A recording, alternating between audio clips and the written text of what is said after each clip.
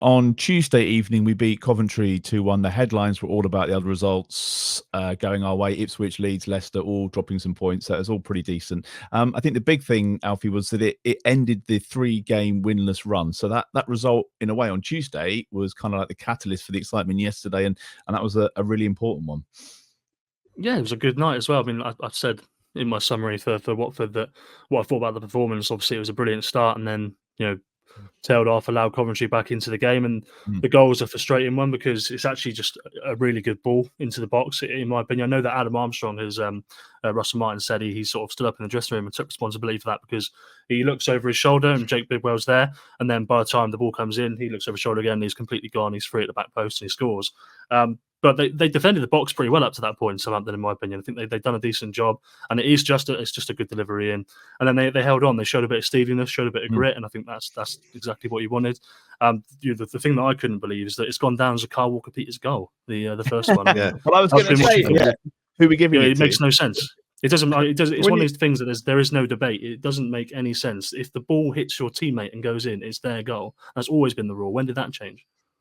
When you consider that one at the start of the season, the Sheffield Wednesday one, where Teller had the shot and it hits Adam Armstrong on the fringe, basically, and it barely moves, barely deflects, and goes in, and he gets given that goal. Where's the consistency there? Terrible career move for Nathan Teller, by the way. Yeah, topical news. Yeah. But I mean, really badly for him. Yeah, I mean, they haven't lost a game all season, have they? And they're going to potentially win 3 titles, because Liverpool aren't going to get to the final Europa League, which is good fun. They've had an absolute shambles. But yeah, I had the Paul Onuachu hat trick. I don't know if you guys have ever seen it from Glen. Oh, the worst ever hat trick. The worst hat trick. Stumbled everything. I had a video of that ready as Che Adams highlights package for if the third one went in, because both of his goals were terrible goals. But at the end of the day, they got to go in.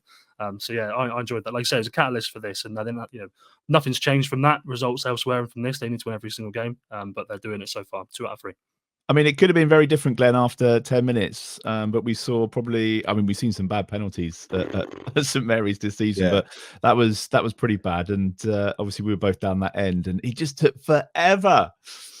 What surprised me about it was the general rule seems to be in the Championship that penalties don't get given unless they're pretty obvious.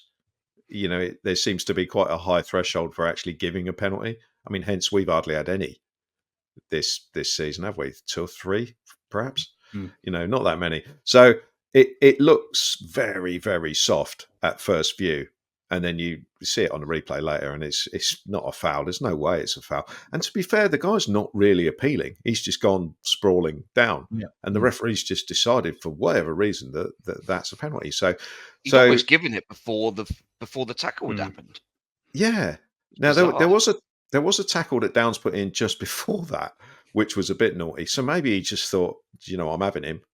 It was a strange one. I thought the linesman was going to overrule it, because there was a bit of dialogue going on, wasn't there? A bit of conversation there, and you think, he's going to overrule it, and then no, and then about 20 minutes later, he slips up. Referee from Newport, Isle of Wight, by the way. Interesting.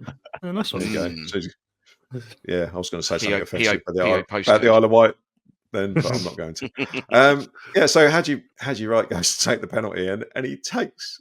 The referee blows his whistle, and he takes literally 5 minutes before he starts doing his silly little stuttered run up. So the abuse he was getting was quite loud by that point, mainly from me.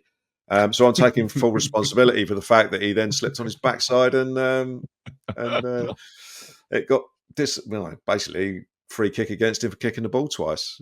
So the fact it hit the bar was kind of irrelevant. So very, very amusing. And that was the catalyst. Obviously, we played really well the rest of the first half and went in 2-0 up, and that obviously we let one in, but that was looking back now, that was relatively comfortable, certainly more comfortable than the Watford game was. But quite an amusing penalty miss. We've had some funny ones at St Mary's, haven't we? I mean, I remember Harry Kane hitting one at the gas holders. Kane and Arter both skied them in the space of a couple of weeks, didn't they? Because they then replaced that square of turf a week or so later. There was a very obvious sort of big bright green square, like where you could see where they dug it out and replaced it. Because a couple of players had come across. We had the Adam Armstrong one a couple of weeks back, didn't we? Where basically he kicked it twice, but we got away with that. We got away with that one against Sunderland, I think. Yeah. So yeah, more work to do on the penalty areas next season. It was, again, Steve, it was one of those ones where we've seen it many times that, really good first half, and we just couldn't keep those energy levels up for some reason. I just wonder whether the goals that we're conceding are going to come back and haunt us at the end of the season when it comes down to goal difference, because that's another one where it could have been a 2-0, couldn't it? It could have been a 3-0 at the weekend as well. Yeah, perhaps. I mean, at the end of the day, if it comes down to it and we've missed out on goal difference, then yeah, I mean, there'll be certain quarters that will be saying, well, we've conceded so many rubbish goals this season. And a lot of it has been second halves. I mean, you look at our first half record compared to our second half record. Goals scored is kind of about the same. But the goals against, we've conceded a lot more goals in the second half of games, where essentially we seem to have this period, and it's usually only around 25 minutes to half an hour, but we have that period where we just, the intensity drops, we sit off teams, or we either sit off or the opposition kind of chooses to up the tempo a little bit and put a bit more pressure on us. And we're either not expecting it or we're trying to quote unquote manage the game. And we kind of play ourselves into a little bit of a hole. We do this a little bit when we're kind of doing the little interchanges between the defenders and Gavin Bazunu. And I know that, I mean, people everywhere in the ground, you've always got someone within earshot who's getting really sort of antsy about it and sort of panicky. I mean, the players they clearly are comfortable doing what they're doing. But there's quite often a moment in each of these games where we let the opposition have a sniff of it, and there's usually one moment where we've played our way out, but we've probably done so with the finest possible margin. And I think that then gives the opposition confidence that they can carry on doing what they're doing. All they've got to do is up it just that fraction more, and they'll put enough pressure on to force a mistake.